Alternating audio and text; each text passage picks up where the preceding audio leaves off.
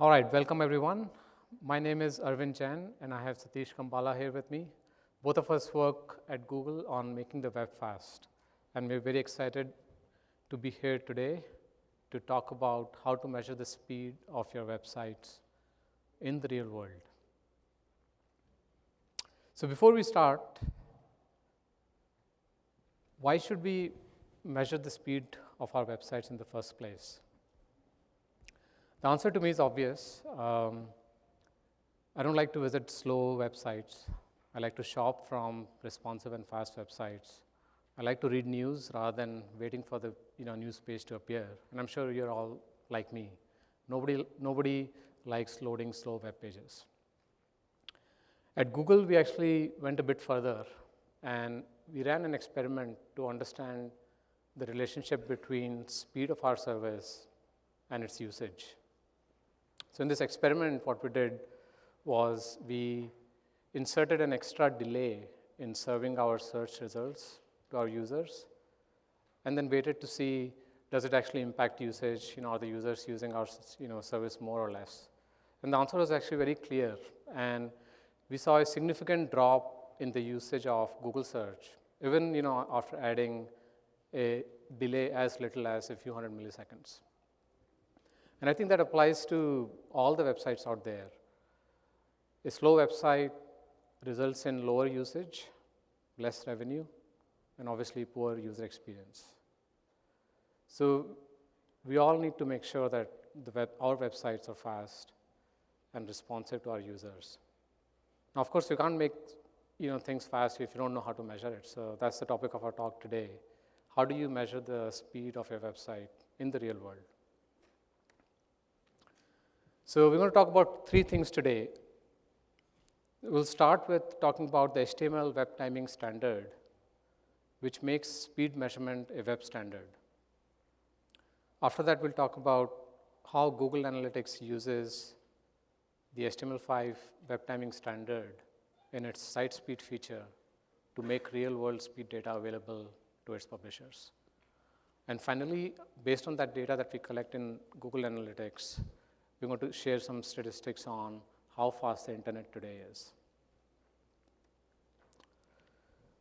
All right. So the HTML5 Web Timing API. This is a new standard which we're working on in the W3C. Google and a bunch of other companies are involved in standardizing this as we speak. Until very recently, it was not possible for us to measure the end-to-end user perceived time it takes to load a web page. It was just not possible because a lot of time is actually taken in doing things like establishing a DNS connection to your website, connecting to the website, sending a request for the web page, and then start getting the response.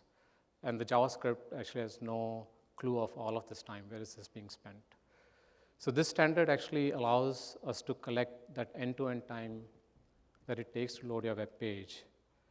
And you can do this from any browser, irrespective of what device you are on, whether you're on a mobile phone or whether you're on a laptop or a notebook. It doesn't matter. All browsers that support the standard will allow you to collect speed data in a consistent manner. The specification consists of three different standards: the navigation timing, resource timing, and user timing. Before I go into the details of this, first let's take a look at what happens when you load a web page in a browser. So in this waterfall view, we're loading the YouTube's homepage, and this figure shows all the different things that happen when you load that web page. The very first thing that the browser does is connect to your web server and download the root web page, in this case, the YouTube homepage, index.html file. Once that root page comes back, the browser starts to parse it. It executes any scripts that it finds on the page, and it discovers new resources that are required by this page, and it will start downloading them as well. And this process continues until all the scripts on the page have been executed, and all the individual HTTP objects have been downloaded, for example, images or CSS files or scripts. And once all of it is done, that is when the page is considered fully loaded. In this chart, it's right at the end of the chart. The navigation timing API, that's the first standard that allows you to capture this end-to-end time, starting from when the user navigates to the page to when the page is fully loaded. In addition, it also gives you very detailed timing statistics for the root web page. For example, how long did it take to do the DNS resolution for youtube.com in this example? How long does it take to establish the TCP connection to the web host, and so on and so forth. Here is a list of all the different attributes, timing attributes that are available to you via a simple JavaScript API. The list of attributes contains network level attributes. For example, how long does it take to do the DNS resolution, or how long does it take to do the TCP connection to your web server. It also includes HTTP level attributes like how long does it take to download the response, the actual web response. And finally, it also contains document level attributes like how long does it take to fully render the web page. All of these attributes are available via a single JavaScript object called window.performance.timing. Now, Satish will show us a demo of navigation timing in action. Hi all. Here I have my Chrome browser open. Like any normal user, I am going to a website. Let's visit news.com. And I am waiting for the page to be loaded. Still loading. Now the page load has completed. And in this browser, I am going to the wrench icon and opening the JavaScript console by going to the Tools and JavaScript console. So here, let's see what Arvind told is available or not. Window.performance.timing. So you can see this object and all the attributes that were shown in the diagram. So let's look at some timings from this object. I'm storing this in a variable. So load event 10 tells after the load has finished since the navigation start. And I can see that this page has taken 4 seconds, like 4.3 seconds approximately. Let's see another timing. Response end minus response start. So this represents the time for downloading the HTML for the root page, which is very fast. So the main HTML is fast, but if you can see, this didn't capture. But the overall page has taken a lot of time to load this. So this data is available for any website in all the browsers that support navigation timing API. So I'll give it to Arvind for the demo. Thank you, Satish. So as you can see, navigation timing allows you to capture the end-to-end page load time for your web page, as well as detailed timing stats for the root page only. And it's not that interesting. I mean, you saw in the previous example, it took less than 100 milliseconds to load the main root page, which is because we serve YouTube from a location close to you always, so it doesn't take that much time to actually serve the root page. Most of the time is actually spent in downloading all the resources, and this is true for most web pages out there today. On average, web pages have about 50 or so resources per page. It's not atypical to have even more than 100 resources for most of the popular web pages. And most of the time is actually spent downloading those resources. And that's where our second specifications come into play. This is the resource timing specification. This allows you to collect timing information for every individual resource on the page. And just like navigation timing, you have a variety of different timing attributes available for every individual resource on the page. These include network level timing stats like the time to DNS resolve for that particular resource and the time it took to do the TCP connect to the resource, as well as HTTP level attributes like the time to download the actual resource. This data is available for every single resource that's on the page. It could be an image or a script or object, iframe, SVG, all the different object types. And just like navigation timing, this information is available through a JavaScript API. And we'll take a look at an example to see how that works. So in this particular example, what we're trying to do is, for this given web page, we want to see how long does it take to download every image on the page. So the first thing that we do is we call this method called getEntriesByType on the window.performance object. This gives us the list of all the individual resources that are on the page. Well, actually, it gives you the list of all the resource timing objects that the page has saved for you. And next, we're going through that list and checking for the resources which are of the type image using the initiator type field. And all we do is, in this case, just alert the time it took to actually download that resource, so which is the difference between the response end and the start time attribute. So with navigation timing and resource timing, you can capture detailed timing statistics for the overall web page and for all the individual resources on the page. But as you all know, the web is changing, and really, we can't really think of just resources when we want to actually capture timing. Many web pages are now applications, and developers need the ability to measure the time it takes to do logical operations on the web pages. And many times those logical operations do not necessarily correspond to HTTP level resources. And that's where the user timing API comes into the play.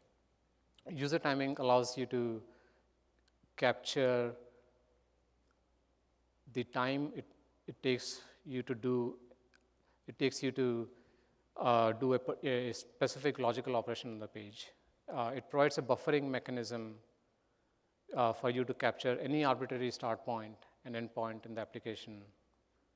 And on top of that, it also provides you with a high resolution timer, which is useful when you do detailed and fine-grained timing measurements. So collectively, these three APIs, navigation timing, resource timing, and user timing, they allow you to do detailed timing instrumentation for your web pages and collect this data from the real world. These standards are not all implemented yet by all the browsers. Navigation timing is available in most modern browsers now. And resource timing and user timing implementations are also expected soon. So with this, we're going to switch gears, and now Satish is going to talk about how we use the Web Timing API in Google Analytics to provide real-world speed data to our publishers. Thanks, Arvind. So it's great to have all this data right inside the browser. But think about every website owner changing their website to read the data from the browser, sending it back to their servers, processing it, and seeing it in the reports, basically to get a view of the real-world web performance. Isn't it a very tedious process? So that's where we offer a service called Google Analytics Site Speed that does this work automatically for you and provide this data without doing any work. So how many of you have used Google Analytics before? Okay, I think most of you know it. So as you know, it's a service that lets you measure the user engagement on your website. Typically, to set up Google Analytics on your website, you get a ID for you and write some script to download the analytics script asynchronously and add a couple of lines. They look like this. You provide your analytics ID to the account and also call track page view, which actually starts collecting user engagement information on your website. And to get the site speed set up, you don't need to do anything. Analytics by default collects speed data for your site at 1% sampling. So if you have a large website, you can actually get a substantiative representative of your site load time with this sampling percentage. But if your site is small, like if you have 100 or 1,000 page views per day, so we provide an API to improve the sample rate for the speed collection. So this API is set site speed sample rate. So you should call that API before calling track page view. So it collects more speed data. One thing I want to mention here about the sampling is we do the sampling on a visit by visit basis. So if a user comes to your website and if he falls in the sample, so we track speed data for all the pages in that session, so that when you go back to the reports later, you can analyze the user behavior on a session by session basis. So we don't sample per page, we sample on a session by session level. So before seeing how you can see all this data, let's go back to the diagram that we saw earlier for navigation timing. So the top bar here, it shows the page load process that you saw earlier. The bottom bar maps those attributes to the timings that you can actually represent. So the first thing is in the redirection time. So if your page has some redirections before the final landing page is fetched, that is captured in the redirection time. Mostly, if you are getting referrals from the search engines or other websites, you can see how fast they're sending them to your site by looking at this time. DNS and connection times, they collect the network attributes as shown in the navigation timing. And the other one, server response time, this is an important metric. So this measures the time from the moment the browser sends a request to your backend since a first byte arrives to the browser. So it represents the time your backend takes to respond to the user request. It also includes the time to the first byte to the browser. So if you want to understand your backend performance from the real world users, you can actually look at this time. And page download time is the time to download the entire content. So starting from the first byte till the last byte. So this varies based on your site content and user connection speed. Front-end time is the time after your root page is downloaded, the time the browser takes to parse that HTML, execute the JavaScript, or download any additional resources that are there, like you have seen earlier, and basically render the whole page and show to the user until the page loads. So I've basically scaled this diagram to show the significance of these timings in general, what we saw from the data we have. But depending upon your site and based on the user, these scalings can vary. Let's look at how you can see all these reports using a demo in analytics. So here, I have the Google Analytics open. The URL is analytics, google.com/analytics/web. In the top, you can see several reports. So site speed reports are available in the standard reporting section. There you go to the content, and you can see site speed here, which has all these reports. So it has 3 reports: overview, page timings, and user timings. Let's look at overview report now. So I'm hiding this so that you can see the full view. So analytics by default shows data for the past 1 month. So overview report gives a quick summary of your website performance for the past 1 month. So it shows you all the timings that I've explained earlier, starting with average page load time and all the other metrics that we saw. You can actually change this graph to show any metric that you want. And overview report also gives you shortcuts to see the speed data on common dimensions like browser, country, and per page. Coming to the page, your website might have many pages, and overall site speed load time might not give you enough insight to improve your website. So that's where page timings report comes in. It lets you look at your speed data on a page-by-page basis. So the page timings report shows a graph similar to the above, and it also shows you a table.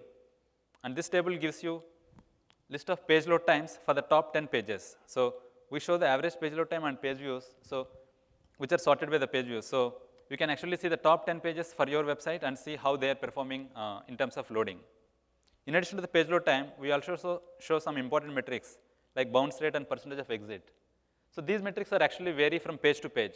So if your page is taking long time, people usually abandon before the page loads, they actually go to the other side. So these metrics are important on a page-by-page basis. So we show them alongside the page load time, so you can get a view of how this is affecting the other metrics.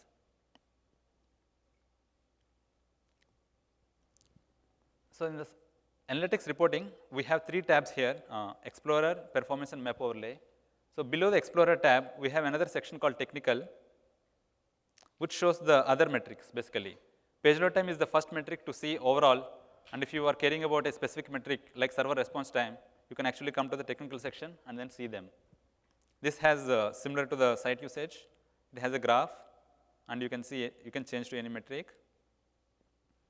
And it also gives the table of page views and all the other timing metrics.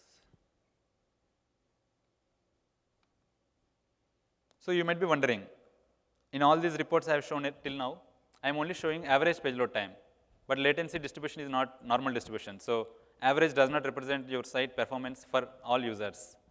So if you have some some users who are experiencing large page load times, that can actually skew your average and might actually give you a wrong picture of your website load. So we do some filtering of like removing extreme outliers, like more than 10 minutes load time. If it is there, we kind of remove it from these calculations. But if there are some users who take 1 or 2 minutes, that can actually skew your average. So that's where this performance tab comes into picture. So performance tab shows you the latency distribution for your site across different speed buckets. So in this diagram, I can see that my latency distribution is like 0 to 1 second. 37% of the users are experiencing less than 1 second page load time, which is pretty good.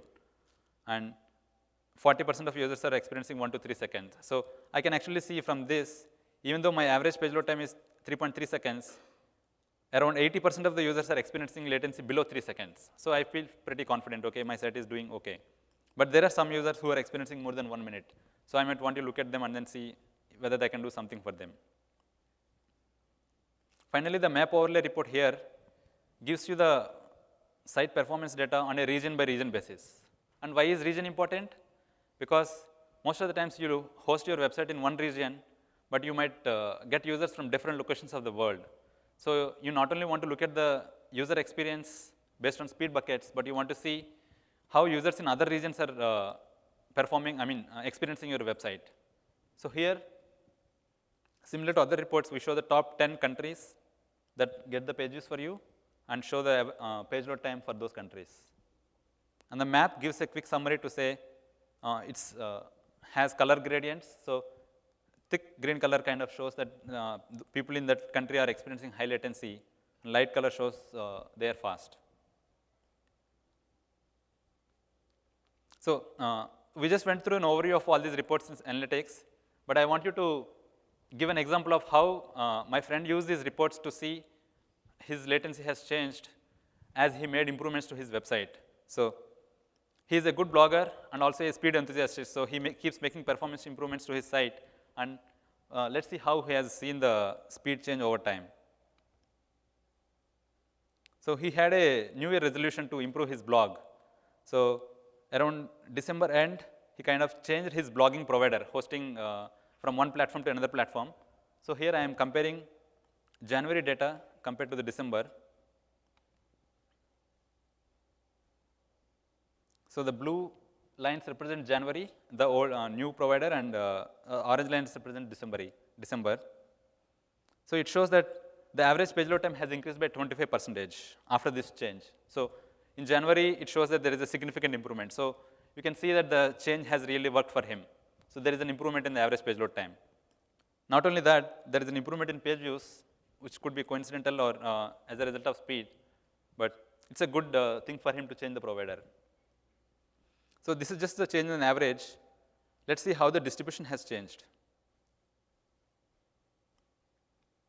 So the orange bars, that is before the change, you can see that they are scattered over 1 to 3 second buckets and 3 to 7 seconds. So people are evenly distributed. Some people are even experiencing 7 to 13 seconds.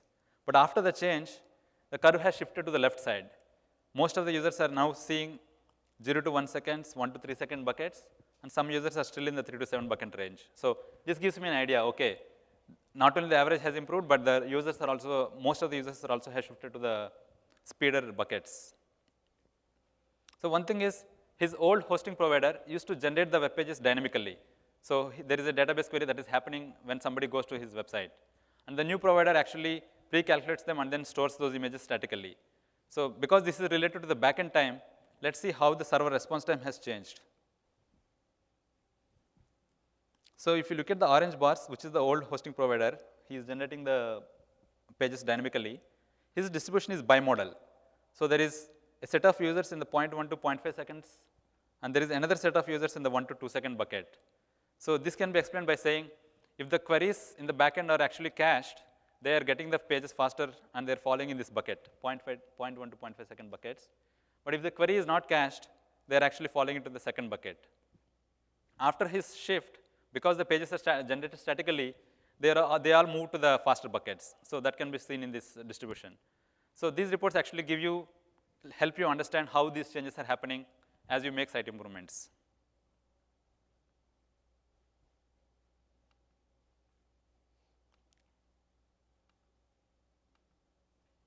One interesting thing, if you see here in January, the first half of month has seen varying page load times.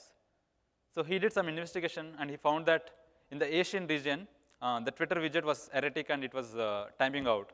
That caused actually this increase. So he put another to-do to fix these social widgets on his blog. So he told me that he has fixed it recently. So let's see whether that made a difference. I'm seeing the data from May to June, average page load time, and there is an annotation that he added. So he tells me that on May 25th, he changed his site such that he deferred the loading of all the social widgets on his page to happen after the page actually loads. So as you can see, after this, the average page load time is around hovering from 2 to 3 seconds compared to 8 to 9 seconds, which is a big improvement. So you can observe all these improvements in these reports. Let's get back to the slides. So this is just a summary of what we have seen so far. You have an overview report, page timings. There is a technical section. Go to the histograms, map overlay. So page timings and overview report gives you, by default, without doing any work, your site page load latency. But as you have learned earlier, just most of the user interaction happens after the page loads, because nowadays the websites are complex and they're mostly behaving like applications. You want to measure the time after the page actually loads. That's where user timing comes in. It lets you define user-defined custom timings. You can define any action of what you want in your website and measure the timing with this. So if you have Ajax actions that are happening, you can measure those timings. If you want to get detailed performance measurements, like on your page you want to measure how much time each widget is taking to load or how much time CSS is taking to load, so you can do that with the detailed instrumentation. Or if you have a site like news website, where they are not concerned about the page load time, but they're concerned about how long it takes to show the main article to the user. So they can define their own user perceived load time and then start reporting to analytics. So user timings allows you to do all of that. And the way to do it is using an API called track timing. So this API has 5 parameters. First 3 of them are required, other 2 are optional. Let's go through one by one. So first parameter is category. So what we have noticed is, even inside Google, we also try to make all the apps fast. What we noticed is most of the people start instrumenting and then keep adding a lot of variables and they pile up over time.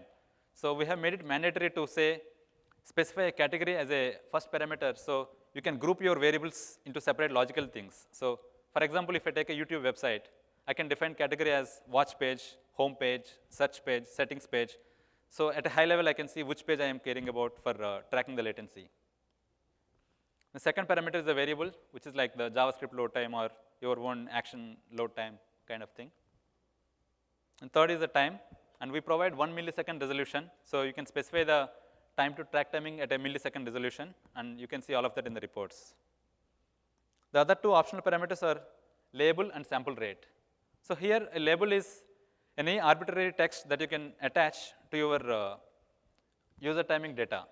So the way to use labels is, if you are doing some experimentation, like Google Web Search does thousands of experiments every day, and I want to see how one experiment is performing against other, or how my experiment is changing the speed data. So you can attach your experiment as a label and see the data for a particular category and variable along them. So this is very powerful, because you don't want to do some speed change without knowing how much it actually improves. So you can do an experiment and attach some label and see how it performs and then make it 100%. The sample rate here is similar to the site speed sample rate.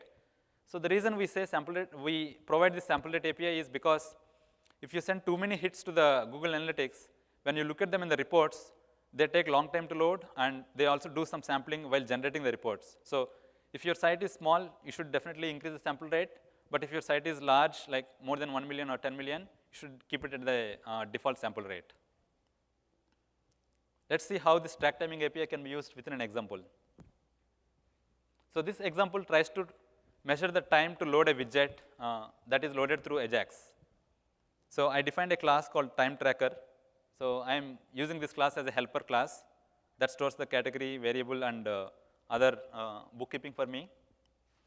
I initialize the class, and when I make the XHR request, before I send the request, I record the start time, and after I get the response and validate that it is success, I measure the end time, and then I kind of send the data to Google Analytics by calling this track timing. So the main things are, you just tick your record your start time, record your end time, then just make a call to track timing. That is as simple as it. So it's very simple to do this user timings using track timing API, but this is also very powerful. You can use this track timing API to measure any timing. For example, you have a web page and you want to measure how long the user takes before he interacts with your web page. So you can measure the time using this track timing API. So at this point, you might be wondering, you have user timing specification in the browser, and we have user timings in the Google Analytics. How these two work together? So these two actually complement each other, because if you notice in this example, I am creating a class called time tracker that is doing a lot of bookkeeping for me. It is storing the category, variable, recording the start, recording the end. And if you noticed, user timings API actually does the same thing for you. So it provides an API to measure the start or end measures and actually retrieve them. So the advantage of that is you don't need to pass these variables around. I don't need to create an object or pass it around my JavaScript code, and which kind of makes the whole code look ugly or less readable because I am passing performance-related data throughout. But if you have it in the browser, you can just, at any point in your code, you can say start my measurement for a particular name, variable name, and end my measure, and then report it using track timing. So user timing API can be used for buffering the data, and track timing can be used to send the data to analytics. So you can make them work together. So I'm not going to demo the user timings report because it's very similar to the page timings. You have the same 3 tabs, Explorer, Performance, and Map Overlay tabs. And if you see in the bottom, we have a dimension to slice and dice the data by. So like I was saying, we provide several ways to look at user timings data. We have a category at a high level. We have label at as a tagging mechanism. So you can look at a particular variable data and compare how it is doing across different categories, like how my social widgets are taking to load on my home page compared to watch page. Or you can see how my a particular variable is taking across different labels. You can plot them together and see which one is better. So you can do that powerful slice and dice using these dimensions. And in the performance tab, we have a single set of buckets that are provided for all the timings. So these buckets are designed in such a way that you can measure granular timings like JavaScript things that usually are in the range of 10 milliseconds, things that happen on the client side. Or you can also measure large load times that take an order of minutes. So we provided buckets starting with 0.1 seconds till 1 minute or more. And at a high level, we give some buckets first, but if you want to dig deeper, we provide sub-buckets. So you can go expand those buckets and then see how those are varying. So till now, we have seen how page timings and user timings give you a complete tool set for measuring your website performance. But that's not all what Google Analytics can do for you. It can do even more. You can create custom reports. By custom reports, I mean you can create a table of any metric that you care about along any dimension that you are really interested in. For example, here, let's take a look at this table, visitor caching info. I'm plotting my average page load time based on the visitor type. Visitor type is a standard dimension that is available in the analytics. So I can see my returning visitors are experiencing faster pages compared to new visitors. This is obvious because some of the resources on my page might be cached, so they see faster load times. So this way, you can actually plot your latency versus some revenue metrics or some goals that you're interested in. You can create any custom report that you want using analytics. Not only that, you can actually create dashboards. This is a simple dashboard which has all these 4 tables that I created. So these dashboards can be accessed in the home. So the standard reporting is where we saw the reports. So the dashboards can be seen in this home page. And then we provide an API to expose all the data that you have seen in the reports through the API. So if you don't like the reports, you can actually pull the data using the API and draw your own visualizations. You can plot whatever you want in whatever way you want on your web pages or on your websites. You don't need to come to Google Analytics to see this data. Another powerful feature of Google Analytics is advanced segments. So what advanced segments let you do is see any report in Google Analytics for a segment of users. You can define any segment of users the way you want. You can create these segments very easily in multiple steps. Here, I am again using some default segments that are already created.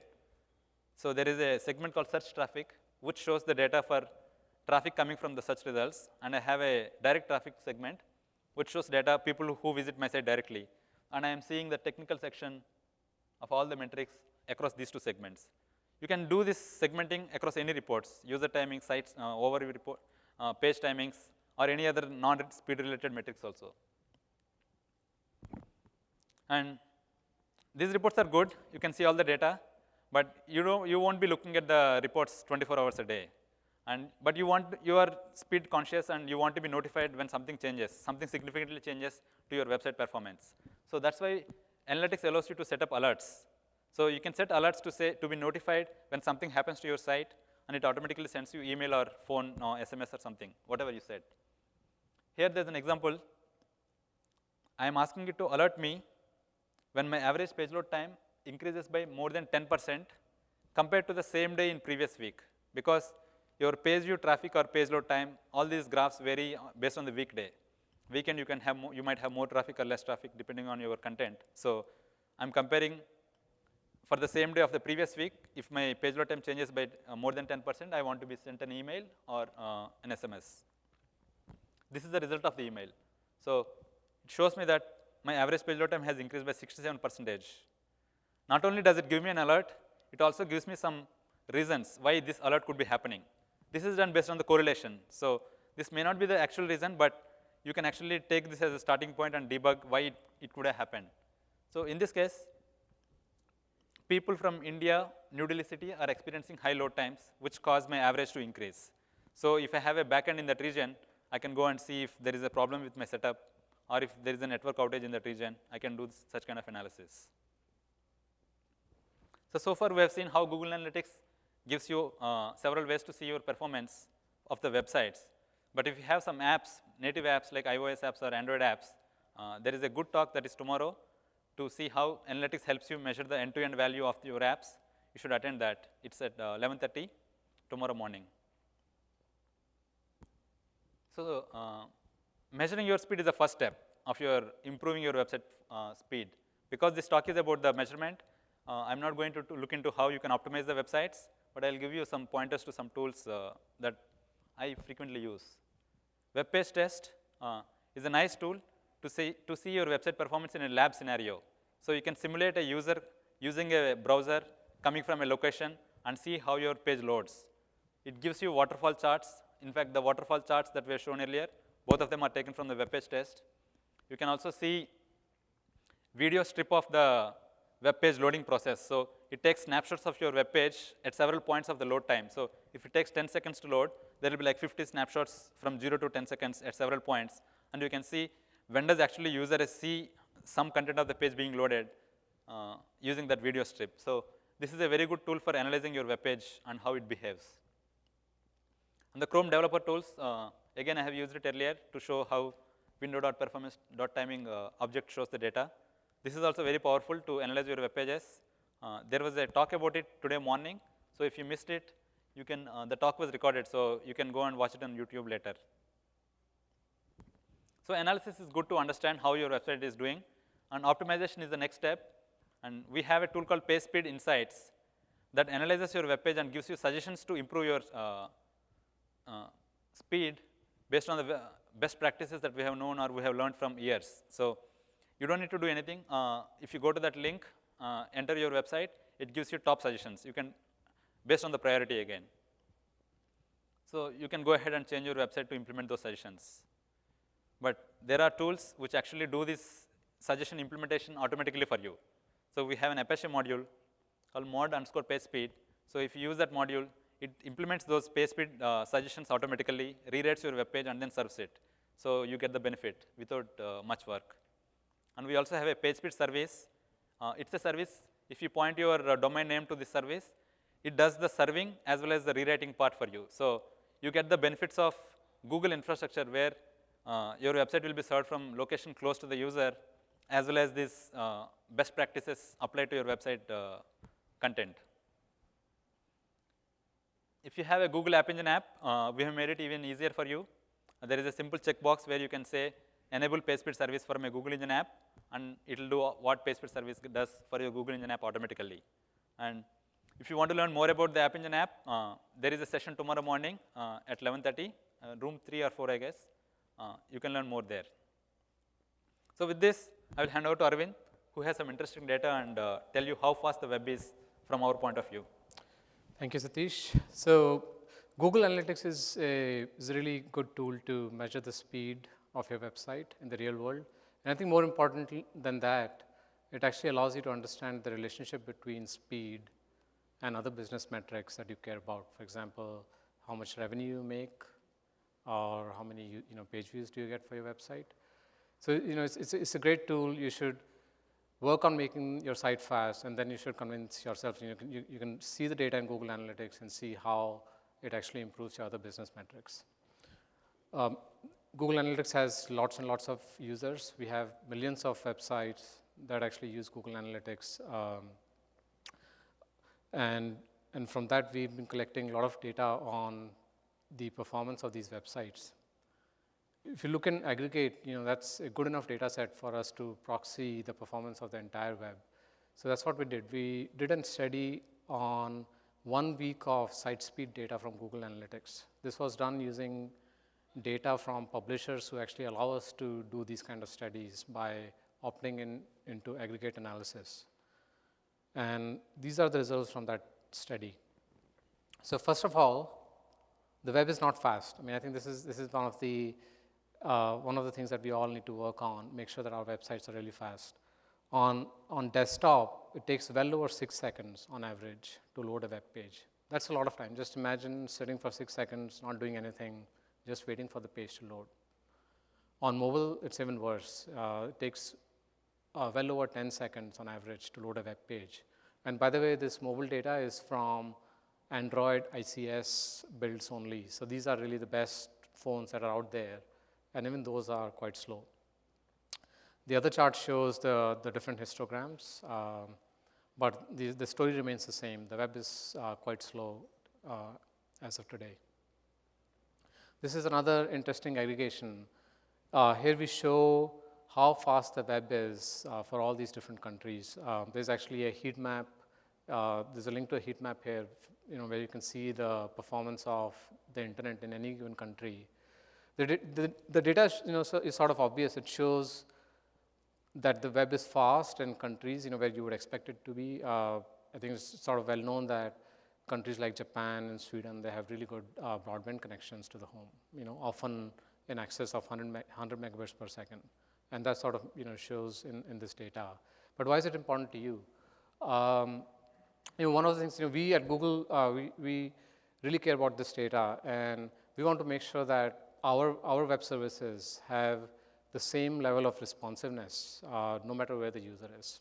So if a user is coming from a slow connection, or if user is coming from a really fast connection, we want to make sure that we sort of provide them with the same responsive experience, even if that means that we have to sacrifice on some features. So we would often go and cut some features from our products so that we can still maintain those low page load times for our users. As an example, for Google Maps, we can serve them with low resolution tiles. For Google Search, we can actually remove some of the features which are not commonly needed, or we can defer loading them and make them available later. Gmail, again, has the same kind of experience where for slow connections, we would actually show them a more traditional, Web 1.0 style email interface where you can get to see your emails really fast, but you won't get all the cool features like Hangouts and whatnot. So that's sort of the design philosophy that we follow, and we often notice that that is actually very useful and helps us keep those users in those countries where the connections are slow. And that's something for you to consider as well for your websites. This is yet another aggregation. This shows the speed of the web across different industry verticals. And sort of interesting, entertainment sites, as an example. I mean, those tend to be fairly rich. There are a lot of images, and that sort of materializes into slow page load times. And same question emerges again. Why should you care about this? So one of the things is, it's actually good to know where does your site, stack up, as compared to your competitors, for example. So you can go to Google Analytics, look at how fast your website is, and then compare the performance of your website with these aggregates. For example, you can find out whether your site is typical or slower or faster than other websites in your region, or whether it's slower or faster compared to other website in the same business as yours. So this is all we have today. This concludes our presentation. Thank you all for coming, and we would love to take any questions that you might have.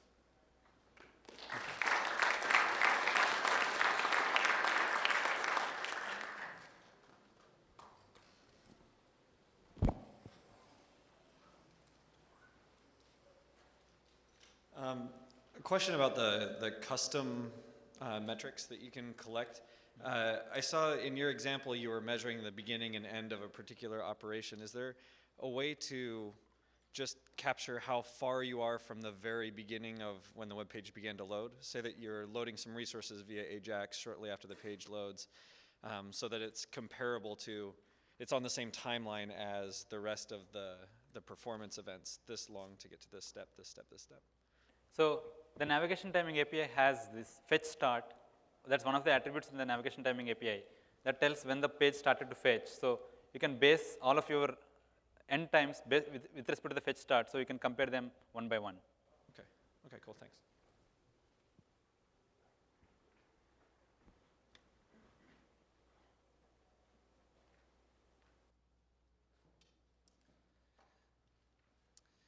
Ads are often a major issue with web performance. Is it possible to, and they're also very variable, is it possible to remove those from those timings so you can check your pages outside of ads in case the ad stuff is not something you're able to control? Yes, I think that's a difficult thing to do, because when you load a web page, your ads are actually just one of the 100 resources, for example, that are being loaded. And it's really hard to tell what would happen if those ads were not there.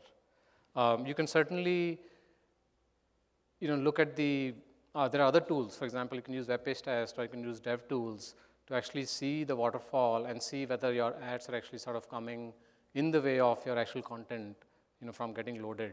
So that's one of the ways to actually see whether ads make things worse. The other thing to do is you can actually measure the performance of your ads by themselves. For example, you can use user timings to track the time from the start of an ad request to when the ad request actually comes back. That sort of tells you how long does the ads actually take. And if your ads are blocking, like if they actually block the content of the web page, that's sort of the actual impact of those ads on your web page performance. Right? So you can actually look at the data, and you can manually definitely try to figure out the actual impact of your of ads on your web pages. The right thing, in my opinion, is to actually use ads properly. And many ad networks, definitely all Google ad products these days, the recommended way to include them is load them asynchronously so that they don't actually come in the way of your web page performance. Seems like that's it. So thank you again.